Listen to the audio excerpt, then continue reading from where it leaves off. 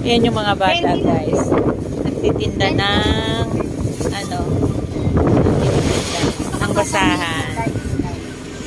Ay, ano lang pala yung kulang. Anong grade nyo na, Tutoy? Ako po, grade 6. Grade 6. Ilang taong ka na ba?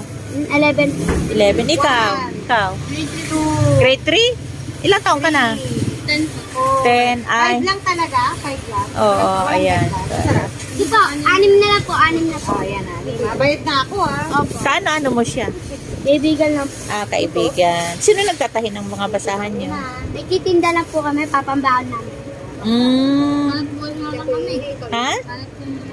Hanap buhay kayo. Ganon. Ibig sabihin wala kayong baon. Wala po.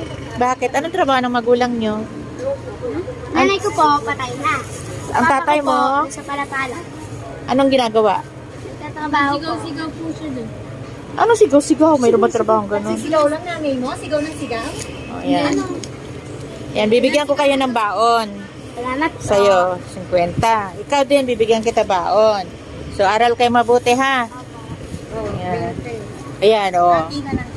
Hati na lang kayo, ha? Ayan. Hating magkapatid, ha? O, huwag kayong mag-aaway. O. Anong sasabihin? Salamat po. Okay. O, ingat kayo sa kali, ha? Kasi yung maraming sasakyan. Sa nanay mo?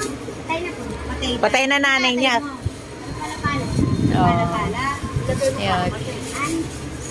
Ano? 6 daw sila. Kaibigan.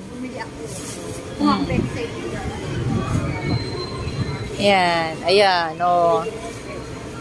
Diba? O, mag-aral kayong mabuti. Saka antayin nyo baka bibigyan kayo ni ate, o. Binigyan ko na sila yung Binigyan na. Ayan. Stop.